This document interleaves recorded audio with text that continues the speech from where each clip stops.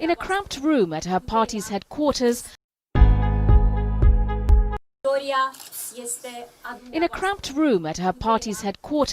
Moldova's next president acknowledged her win.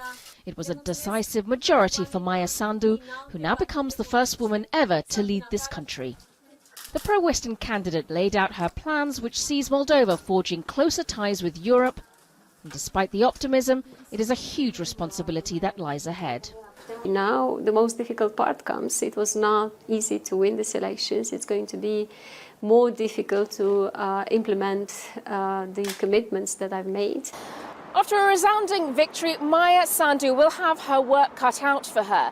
Endemic corruption, political instability and economic hardship have all contributed to making Moldova one of the poorest countries in Europe. And she will also be overseeing a parliament that is stacked against her. The party that backed the incumbent Igor Dodon, the Socialists, have the majority. Hello everyone, I think we are live on Facebook and YouTube. Welcome to our Friday's digital lunch at the European Campaign Playbook. I am so excited to make this event a regular and to bring super interesting people from the campaign world to have a chat with us, to tell us how things can be improved, how things are done, to learn from them, to help each other.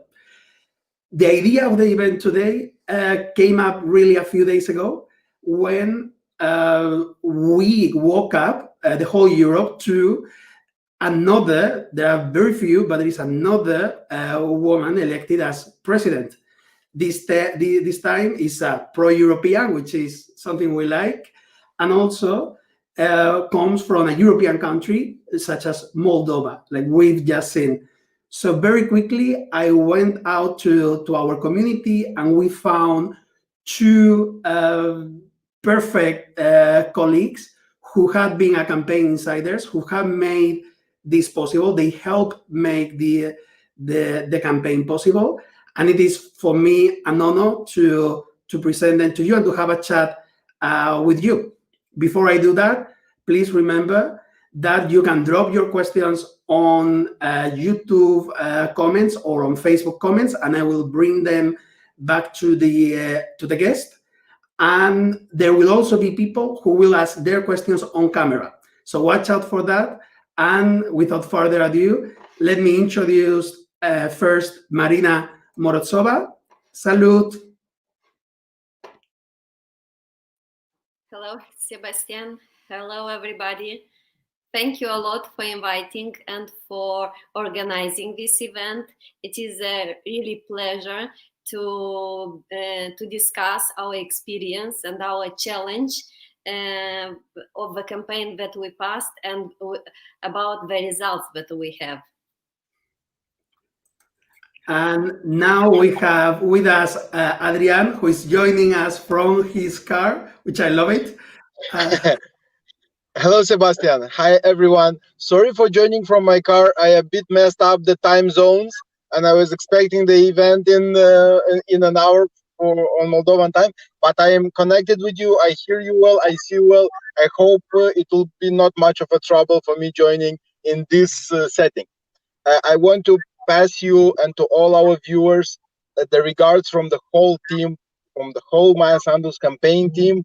The fact that me and Marina are here today, it's a pleasure, and thank you for inviting us, but it also will be an effort for us to streamline the work that all our team did, all our colleagues, because there were many people that put a lot of soul and a lot of effort in what happened in the past several weeks. Good. Okay, so excited. So let's get started. I'm going to give the floor to Marina, who I think have prepared some interesting facts to share with us. So Adrián, you will see that I'm gonna drag you out of the screen, but no worries, you're still with us. Okay. All over to you, Marina. Thank you, Sebastian. Can you share my screen? Or yes, I'll.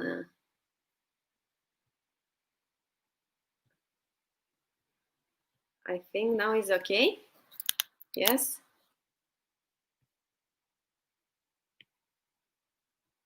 Hello.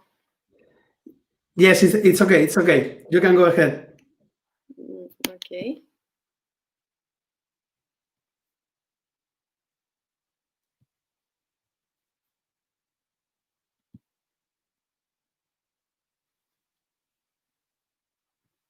I'd like to see how it is in the...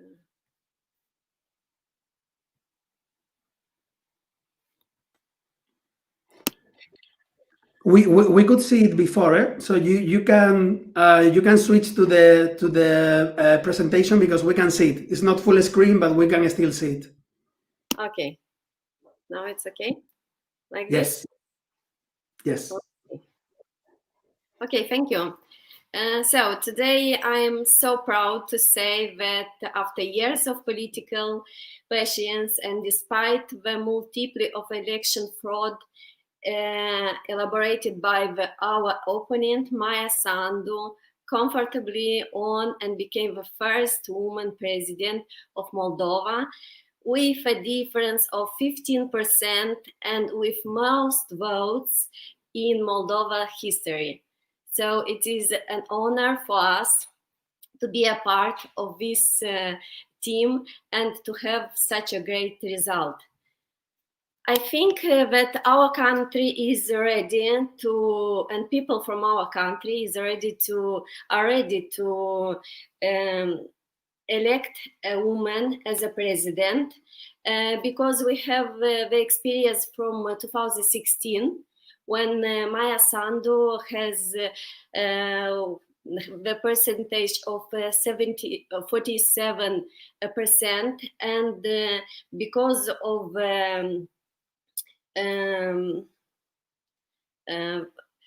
what happened in that time, because of fraudation of election, because of many parts of black campaign that our opponent done.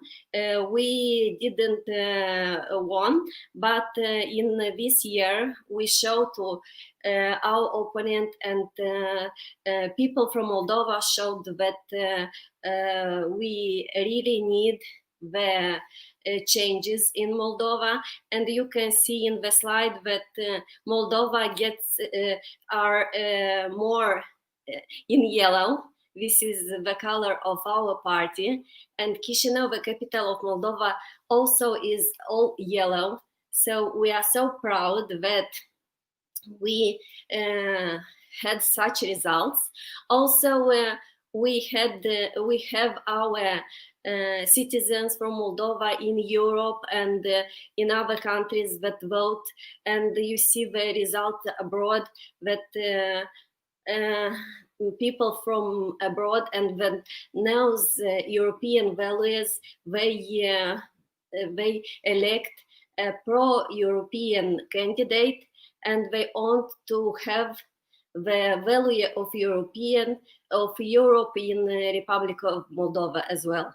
So the results shows that people from Moldova wants to have better condition of life, and they want changes in Moldova. So you can see that in Moldova, women are very solidar with candidate as women. So in Moldova we have 54% that from women that vote for Maia Sandu, and this is the solidarity of the women from our country, and the trust that they give to our candidate, and the belief that we can the belief that a woman can manage to change something in our country.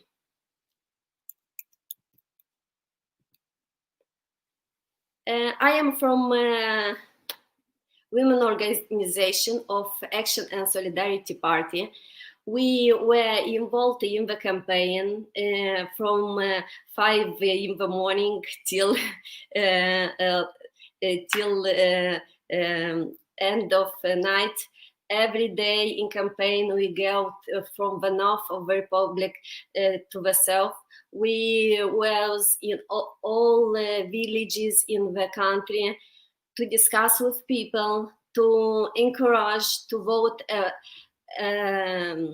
women, to discuss with them about the problems and to show how our candidate will work to implement all reforms and the plan of the candidate. So our women from the party were so active, and actually now it is a time of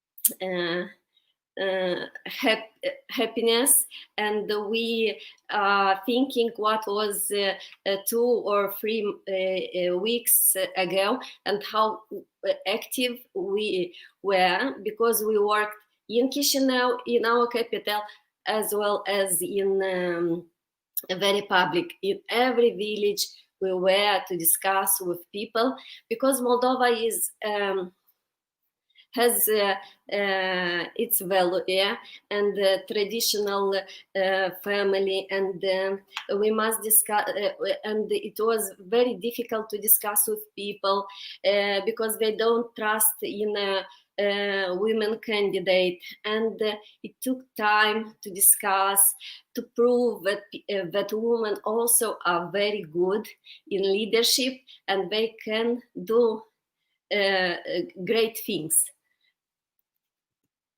So I want to say that we condemn various forms of violence against women in politics and in campaign. And in his speech, Igor Dodon, our opponent, used a lot of threats, a lot of sexism and denigrated language. And it is very, very hard to stay calm when the candidate use such way to do a campaign. It was really a fight, and it was really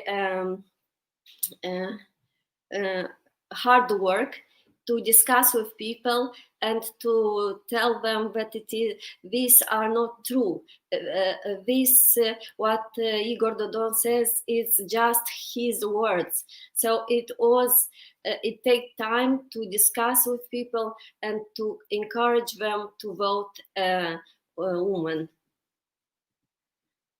Actually, our organization and our party, together with Maia Sandu, in summer 2020, made an amendments to the electoral code to have 40%, to have quota of participation of women in election. So we have a minimum representation of 40% for both sexes in the list of candidates in political parties, and and this is also very important, positioning candidates in the list according to the formula minimum 3 candidates for every 10 seats. Because till till summer 2019, we had quota, we had 40% quota, but unfortunately the point number 2, minimum 3 candidates for every 10 seats, wasn't included, and we solved the problem here, because our ladies, the women are put in the end of the list. So it was necessary to be done these changes in legislation, and in 2019 we had elections, and we can see that the women were elected more as mayors and as councillors in the villages and in the cities. So we are working hard to promote and to involve women in politics, and to because just fighting and just pushing the button, you can have some agreements, some solution, and our women needs to have more successful leaders to see that also women can do changes. And it is very important to have more women involved in politics, because we have our president as woman, and she is really inspiring our women to be involved in politics and to follow her way, and to follow her professionalism in the way of politics. So you know that maybe you know and you heard that women managed to do better things in COVID pandemic. So we really believe that women can be involved and more responsible in different domains, and we are so happy to have Maia Sandu as the president of Moldova. And like she said, it is about making people believe again in their country. So I really believe that Maia Sandu and all other women in politics in Moldova will change the situation, and we, as organization of the party, women organization of the party, we are working to have more women in the process and to be involved in all important steps of our party. Thank you a lot, and I finish my presentation. Thank you, Marina. You can leave it up there, because I wanted to ask if possible. If not, I'm gonna make sure that okay. Thank you. That was super interesting. I noticed a few things, and I have a few questions already. Before I do that, and before I bring Adrián in, I want to show you and the people who are following us how you can interact with us and drop questions to either Marina or Adrián. So there are two. We are streaming on Facebook and YouTube, and it's very simple. You just, on the comment section, you just drop your questions and press publish. Once you've done it in the comment sections, we can see it from here, which is pretty cool. So, for example, this is myself asking a question. So that's me. I put that question through Facebook, and it would be great that with this example, we actually have our first question from the audience responded. Was there, Marina, a big grassroots element in the campaign? Because I've seen pictures of cheerful volunteers out in the field, having leaflets, and was that a principal element of the campaign, you would say? Sorry, once again, the question. The question is whether in the campaign, yes, there was a strong element of volunteers. Yes. Was that something really important within the campaign? Yes, And actually, I will bring Adrián in.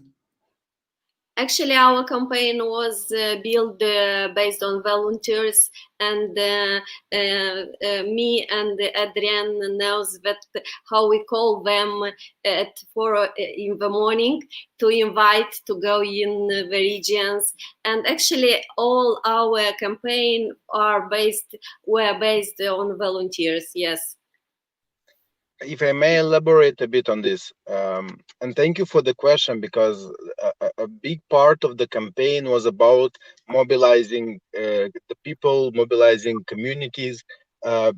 In Moldova, due to the major political turbulences in the past several years, people were quite skeptical about political involvement. So it was very hard to get people on board for that. And mobilization element on the ground, grassroots and online was a major part of the campaign, and we did it several ways. First way, our territorial organization around the country in all rayons, we have territorial organization, were responsible for material dropout around the country, which means that they had to mobilize community in every village to find people willing to get involved in the activities of the campaign. So they would distribute materials, they would organize meetings themselves with people, not only with meetings with the candidate, but also meeting with the representatives of the party, with our members of the parliament, and so on and so forth. So local team, it was one element of the grassroots mobilization. Second element, we had a major wave of people willing to get involved.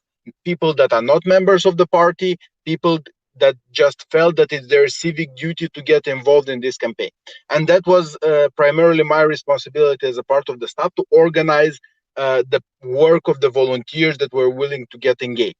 A major part of the volunteers' work was related to supporting territorial organizations that are not able to fulfill their job, or they have a short, they don't have enough people, or the region is big. So for some reason, if for some reason they needed help, mobile teams, that's how we call them, which were composed of volunteers, were supposed to organize meetings there, distribute materials, do a door-to-door campaigning process, and discuss with people about their political involvement, about their political preferences, about election day, and so on, about the candidate, and so on and so forth.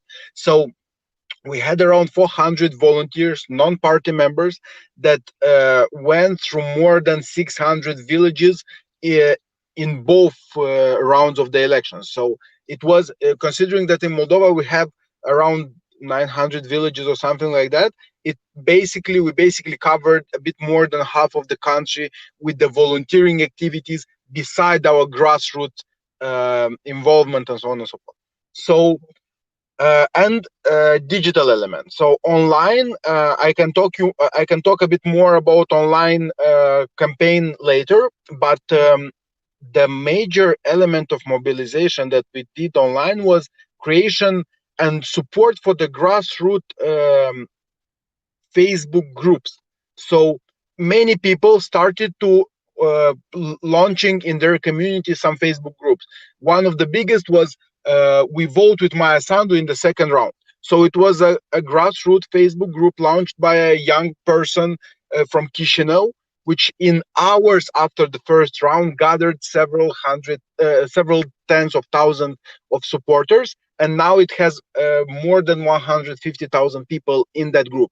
And such groups were many of them around the country, different structure, different type of people. And we had the mission to organize as best as possible the messaging and the communication with those groups. So the spread of the materials there, communication with the groups, but what's most important, support of the online community to combat fake news. So we saw a wave of fake news directed to us, and propaganda and misinformation. And with the help of those groups, that many of them were organized on a grassroots level, we managed to spread the information about the truth and to combat the fakes, basically, to spread our messages that are combating the fake. And the groups were essential in this regard, and were essential to mobilize people that maybe are not interacting directly with the sources with the online sources of the party. So many people there were not never liked the page of Maia Sandu or never liked the page of Action and Solidarity Party, but due to the fact that someone created that group that was in their neighborhood or was their friend or was their colleague, they managed to get the information. So we managed to get to them with our information. Sorry for a bit long response, but it was a big part of our campaign, working with the people and mobilizing communities. And actually, that was exactly one of the questions that we received on YouTube. And I think you were perfectly addressed it. Yes, there was I imagine there was propaganda, fake news, misinformation. Sadly, I think this is part of campaigns' life. And it's very interesting that you used grassroots efforts to combat them, meaning that the reflection perhaps is that you cannot fight them centralizing, because then you will arrive late. You need to give the power to your local groups and trust that they will do the job and you will be more efficient. So, and people if I may add to this a bit, in Moldova, the start of the fake news campaign or usage of fake news in a massive volumes to develop or to be developed in a campaign, in a political campaign, starting in 2016. And since then, people got so tired of fake news, of people spreading lies, and people were hungry for facts, for discussions. So many people on their own started to spread the messages that combat fakes, that many people of those in those groups started voluntarily to post, for example, videos or posts from Facebook that were misleading, and people were calling members of the group to report them. And many troll profiles, many misleading posts were deleted very fast because a huge number of people was constantly reporting the news.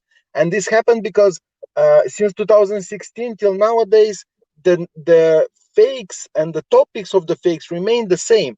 And many people, even though those people who were reluctant to vote for us, they understood that this is a fake news, and they are launched to divide the society. So even maybe people who were not willing to vote for us or undecided, they were heavily motivated to combat the fakes, to spread the news that are combating the fake, and to go to vote, because this campaign was probably one of the dirtiest campaigns that Republic of Moldova saw. And trust me, our campaigns are generally not clear and are not tidy.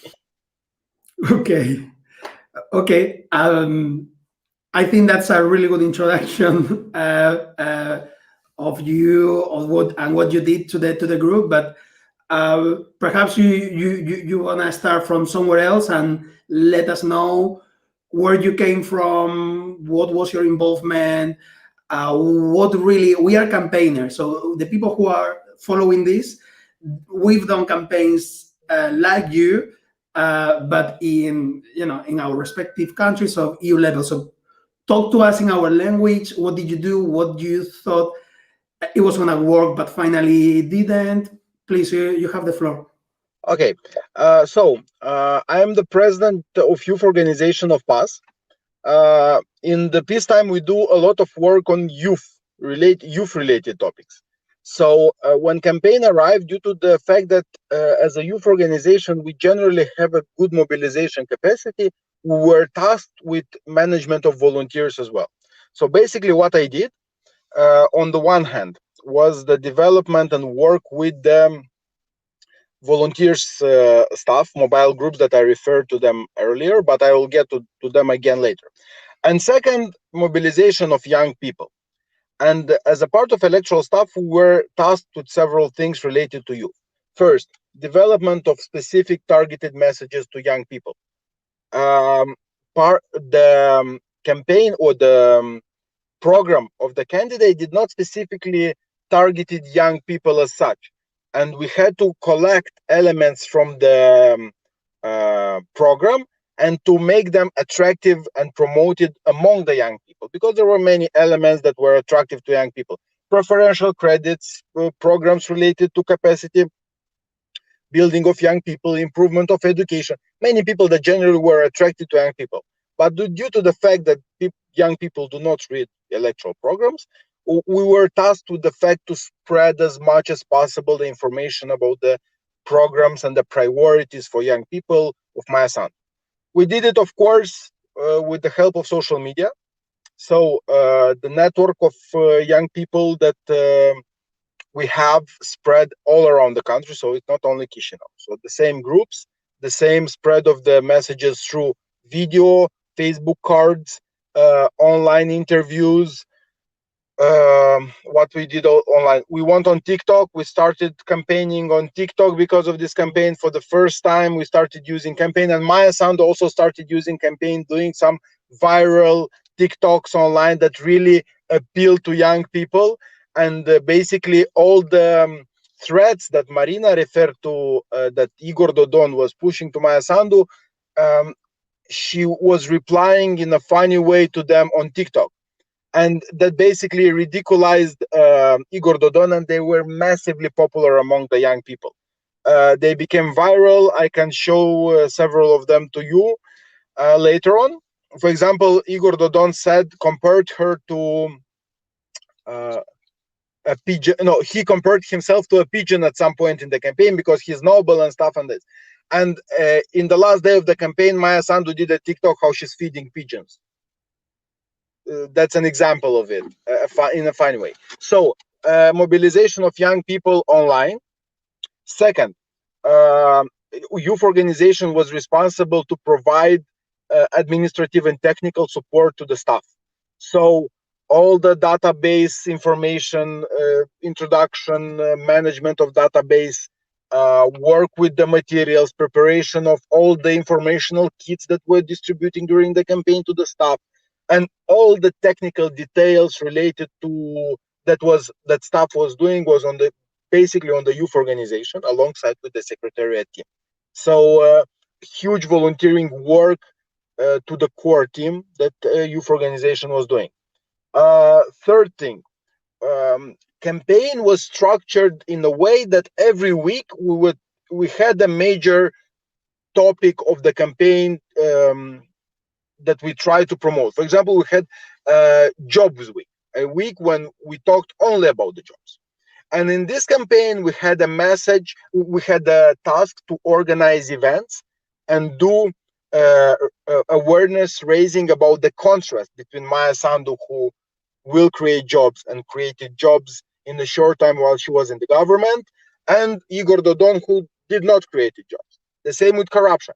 And we did that with the help of flash mobs. So during this campaign, youth organization organized around several flash mobs. Some of them became viral and became or all of them appeared in press, but some of them made some waves. For example, the last one that we did, we basically wanted to hang a banner on the fence of the presidential building, and the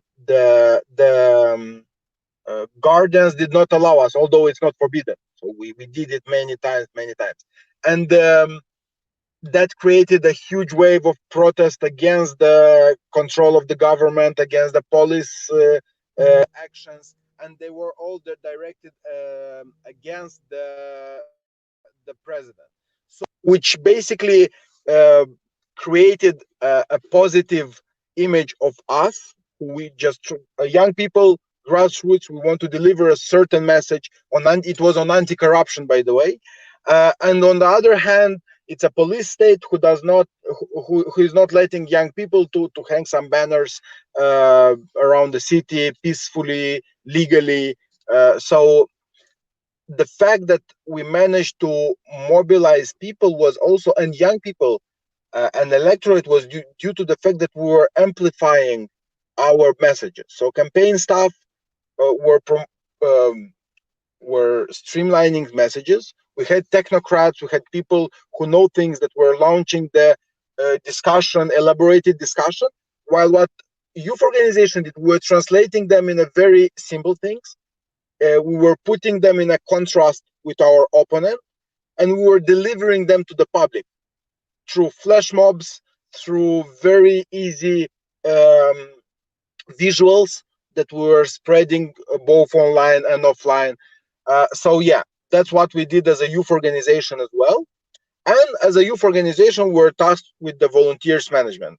And due to the fact that there were 400 volunteers that were for the first time involved in some kind of political activity, it required a lot of energy and a lot of efforts. How we did the organization of volunteers. Initially, when we were in a pre-campaign period, we launched a call for volunteers.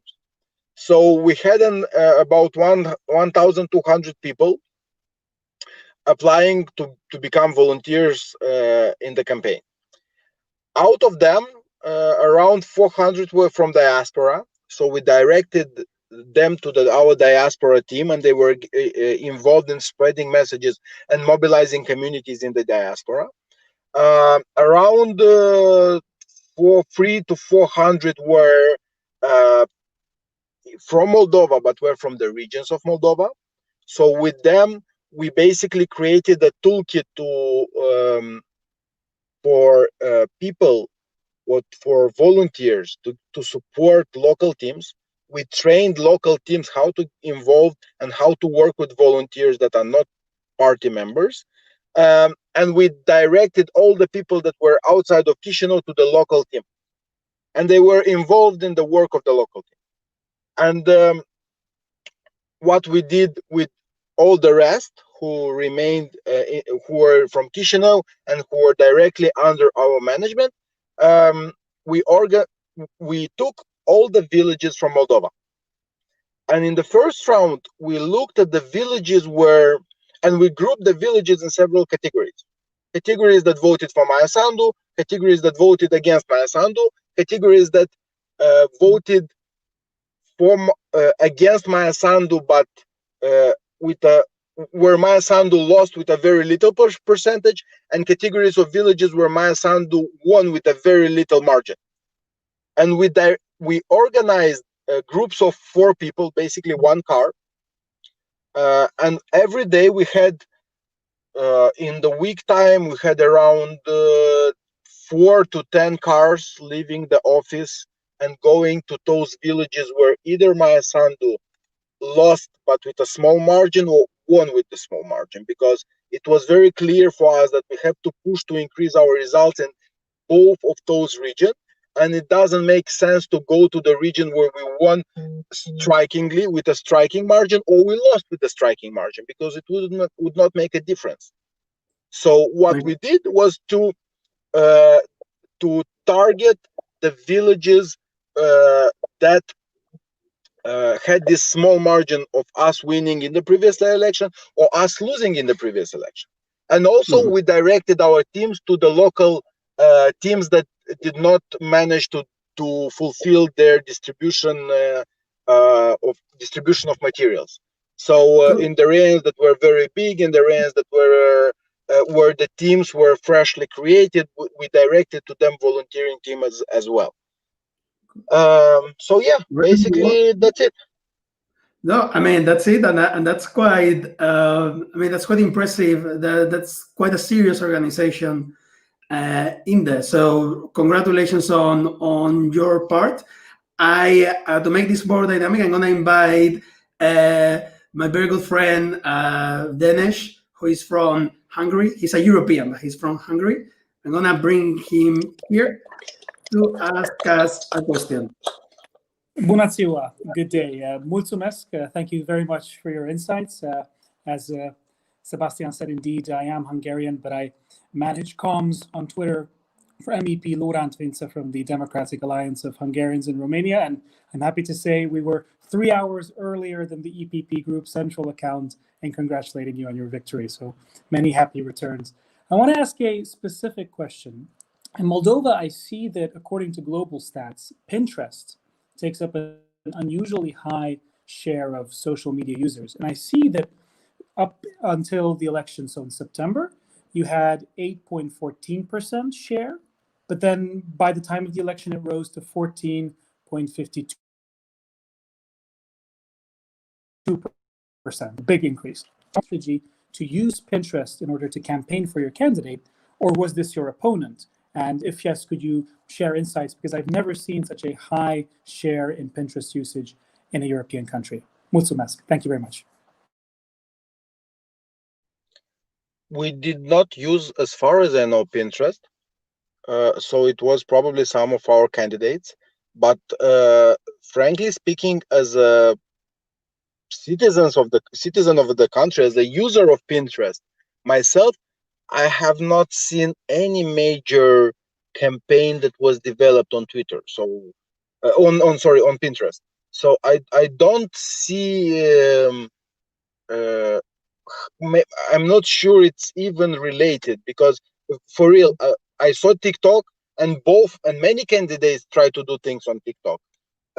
We saw increase in Instagram activity of all the candidates, and us included, and we doubled our followers on Instagram. But I was not in charge with online communication directly, but from what I know, we did not use Pinterest. And I haven't seen any candidate who does that. So probably either we missed something and someone did something very, very cool things on Pinterest. Either it's some other factor that led to increase in Pinterest activity. Or maybe Marina, if maybe you know something about it. It came really as a surprise for me. No, as I know, we didn't use, so TikTok was our opening for this campaign, but no, unfortunately, no. I'll share the statistic then, just so Sebastian can see and the viewers as well then. Perhaps this might be for future campaigns a potential avenue for you to utilize. So Pinterest for campaigning in Moldova. Mulțumesc. Thank you. Yeah. Thank you for your intervention, and thank you. It's good opportunity maybe to use. So we will follow your advice. The next thing that I want to do, I'm gonna keep you, Marina, up there because what I've done is I found one of the videos on TikTok from Maia Sandu's campaign. I saw that I will learn the language, but right now I don't understand it. So I want to play it to all of you, and then you tell us a little bit, what's been said, why it went viral, what was the reasoning behind it. Okay, let's see if this works. I'm gonna share my screen. And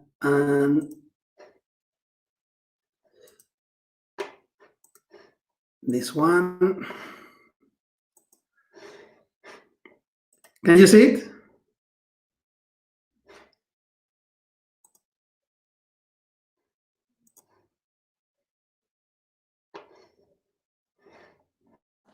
Yes. Let me see. Yeah. Okay.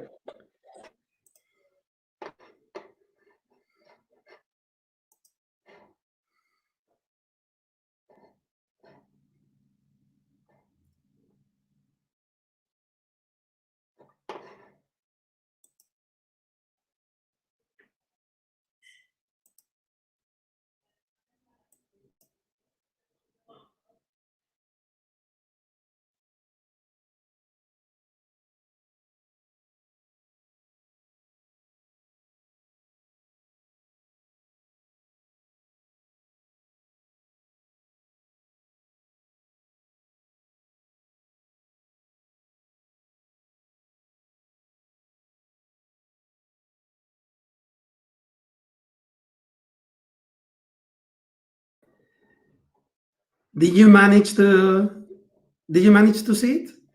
I think my tablet is gonna explode, so it was a bit slow. But did you manage to see it? Yes, we managed. We know this video, and it was really fun. Actually, it is about our opponent that he declared that somebody, a woman, a fortune teller, yes. Said to him that she managed to do a prediction in So eggs, and sorry, she was a fortune teller on eggs. She was predicting future in and eggs, and the president said in an interview that a woman that is a fortune teller in eggs told him that he's gonna win in the first round. yeah. And this video from TikTok is actually a reply on his telling. And actually, Maia Sandu, when he's doing this with X, is asking, "Do you want?" Adrián, You want an omelet or fried eggs or something like that? What would you prefer on 15th of November? That was basically her question. But it's important to mention that it wasn't just an interview of Igor Dodon that we found. When Igor Dodon said that, it probably he went a bit off script because it became a major source of jokes in Moldovan internet. So everyone was commenting that it was very unpresidential what a president, like you can't say such things as a president in office. So we did youth organization was also responsible and is responsible for meme factory of the party, so we provide the party with a lot of memes, but the Maia Sandu digital communication team went further, and it was this TikTok video who basically was in every news outlet, in every channel, on everyone's Facebook, so it went viral. I cannot tell you the number of views it got, but it was huge. Okay, interesting. Really, I think we're gonna write our playbook on TikTok pretty soon, so we will reach out. Now we say bye to Denesh. Thank you for your question. You're gonna see yourself dragged out of the screen. Thank you very much, Denesh. Thank you very much. Goodbye. Mulțumesc. Bye. And I'm gonna bring Mercedes de la Guardia, who just joined us. Hi, Mercedes. Please feel free to introduce yourself and ask any question to either Marina or Adrián. Well, thank you. Well, first of all, thank you so much for your time and for sharing with us your experience. I think it's great what you did for our campaign, especially helping a woman become the first president, elected president democratically in your country, which is amazing, especially because you don't see that as much in Europe or in other countries, in other continents. I'm sorry. I was wondering, I was thinking about how to phrase this question, but I was wondering, as a woman, there are a lot of misconceptions of their leadership qualities. So when you were preparing a strategy for communication and how about her approachability, what were the attributes you decided were most important to bring out, to put down some of the misconceptions, especially older people or older male voters might have of a woman as president? I don't know if that made sense, the question. I can rephrase it. Marina, you go first, and then I think it will be right this way. Okay. Actually, our campaign was Maia Sandu campaign was against corruption, against the system, oligarchy system that we have, and people understand that it doesn't matter woman or a man. It is important to have a correct honest candidate and correct president. And actually, the activity of Maia Sandu as prime minister shows that she, as a woman, can do more things and is more responsible. And people saw the difference in 5 months of her when she was as prime minister. And I think this helped a lot to understand people that women also can do changes and they are very good in leadership. So our campaign was actually based on against corruption, against the schemes of corruption in our country, and of course to empower the women to be as a leader of the country, because as I mentioned, we are more responsible, and it is not only my view. Thank you. May I add, Sebastian? Yes. So it's important to mention that generally in Moldova, we do have certain stereotypes, especially in the rural area, about women's participation. But women in power, it's not a new thing in Moldova. So in early 2000, we had a president of the parliament woman. We had many ministers women. Maia Sandu herself was a prime minister. Now the chief of the constitutional court is a woman. So we cannot say that it was a major obstacle, the fact that Maia Sandu is a woman, and we had to combat that. Of course, in the villages, some older granny would tell us that a woman is not fit for president.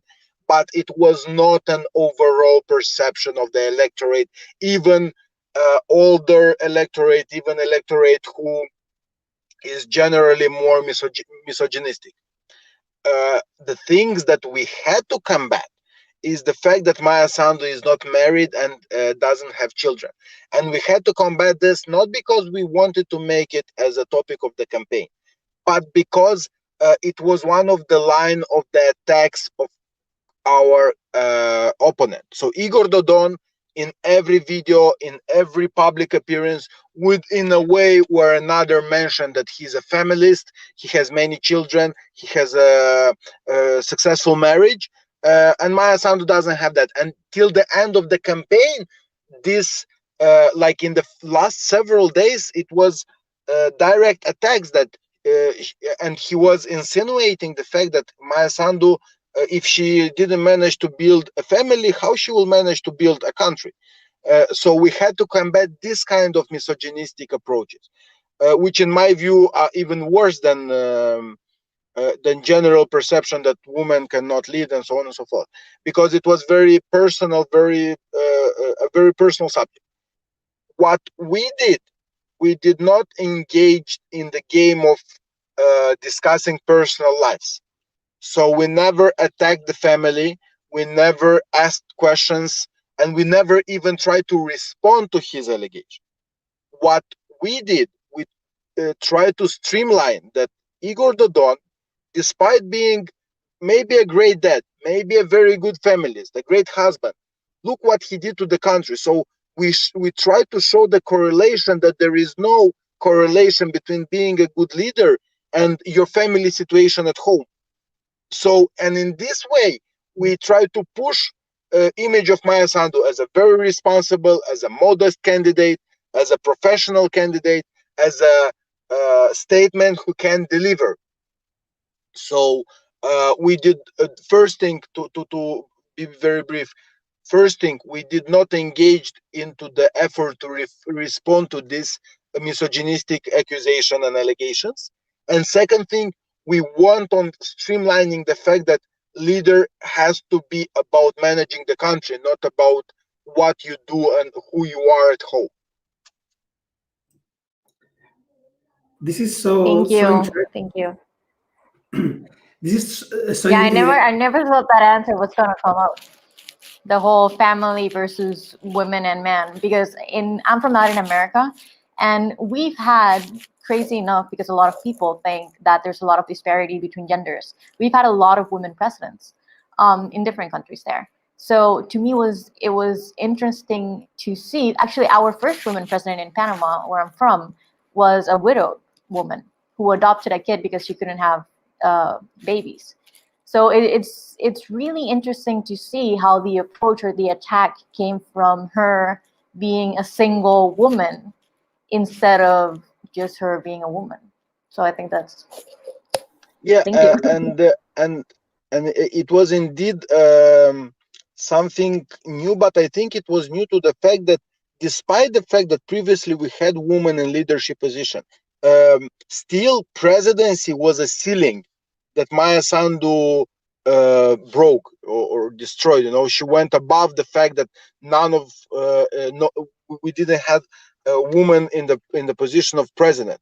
So due to this fact, everyone saw, probably it's just my guess, that everyone saw that the presidency is somehow a throne, and I think many people perceive it this way. And a king should sit on a throne, a president should sit in the seat of the president. It might be related to this, that that the question of gender, the question of family was streamlined that much. But overall, if we look at American politics, even at European politics, everywhere the topic of family, of being a good husband or a good wife, having many kids, it's generally a good thing in a campaign. So not having that, it's obviously a niche for attacks for politicians who want to go personal and do a dirty campaign. So I don't think it's something very new to general political environment. Okay. Thank you, Mercedes. We say bye to her. Adios. Thank you for joining. Thank you. And we're gonna start wrapping up because we want to keep these meetings like very short, like 1 hour. We all have very busy schedules, but it's very refreshing to have this meeting and to hear from you. So what I would do is at the end of each meeting, I often ask for a book or a movie or something politically related that you want to share with us, and then we share it with everyone who from the community. But in this case, you can also give us 1, 2, 3 keys to get more women elected, something that you did in the campaign and that you really think we should have it as a playbook to get more women elected. So I'm going to bring Adrián first, and then we close with Marina. Well, in order to get women elected, I think we have to look at the parties we are working with whom we are member of. We have to do or we have to provide a growth-based environment for women and girls in the political parties first, if we want to see growing women leaders. And in our party, we do that. We have a very strong women organization. We generally have a lot of women participating in the political life of the party as a members, as a leaders of local organization, in youth organization we have many women. So to build a prosperous, growth-based environment for women in a political party first. Second of all, I think it's important to understand the fact that gender balance and gender equality brings a better perspective on the life in the communities. So and this is a good thing to streamline, and a good thing to bring on board if we want to have more women in politics. And third, to use women in politics as a model for breaking the stereotypes that women are not fit for politics. So usually we we see, and even in Moldova, with many projects related to girls' empowerment and women participation in politics, I rarely see top women politicians coming up with the messages related to girls go to politics, women go to leadership positions. So no such encouragements, no such messages, no such advocacy for this to happen. And I would really encourage all the women politicians to do that more. And Maia Sandu, I think, was one of the first women politician who had a campaign material related to women's participation. So although everyone thought that it might be controversial, that the people say that women are not fit for president, she came up with a video where she said that girls and women, I encourage you to be active. I encourage you to develop yourself. I encourage you to go to politics. So I can send you the link later on, and you can share with the community. And it was never seen before in Moldova. And I think it should be more practiced more. Thank you. Thank you. Marina? Yes, thank you. I want to point that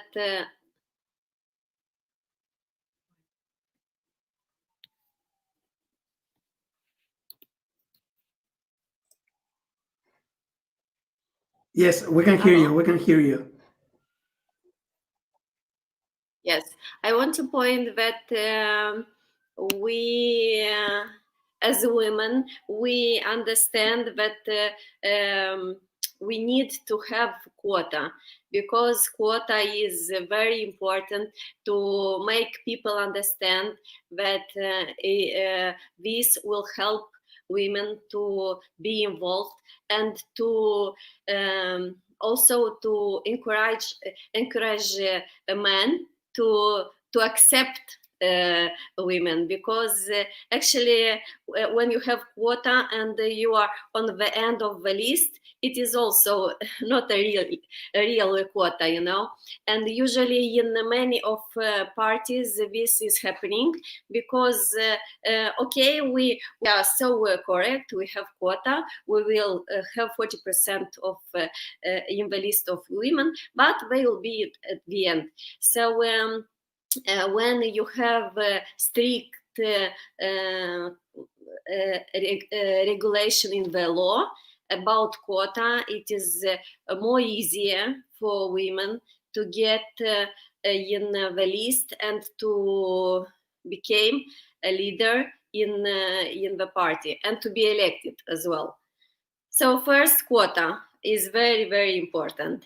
As a second, as Adrián said, we need to have successful women that inspire our women, our girls to come in politics and to do politics. So it is very important to have in our politics very strong, powerful women that will inspire our girls to come.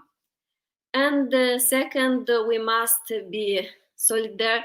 We must be solidar with each other, because usually it says that women are not solidar, and if you get in a position, as Adrián said, you will not encourage others to do like you. So solidarity is very important in this way. So we are working on this, and we hope we'll have good results. Thank you. Well, thank you very much. We're gonna leave it. Yes. Tell me. You mentioned about the movie. May I recommend the movie about the Eastern and about Moldova?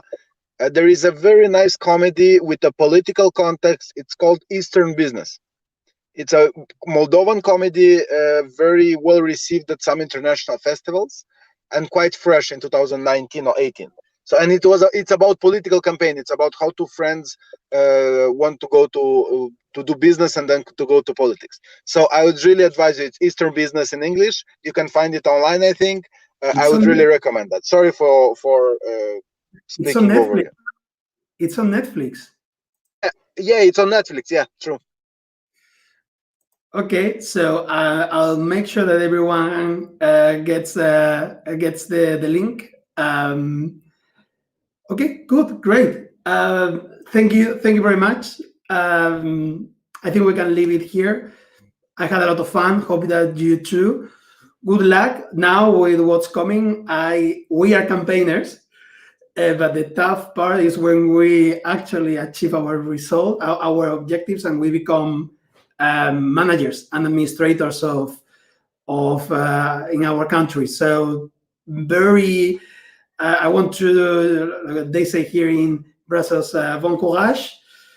Lots of effort and energy and luck, and we keep each other posted. Thank you for inviting us, Sebastian. Thank you a lot, and sorry for joining from my car. I hope it didn't break the sound or something, and you heard me well. Thank you for inviting us. Yes, thank you. It was a pleasure to discuss with you, and we'll be in touch. Thank you. Mulțumesc. Bye. Bye bye.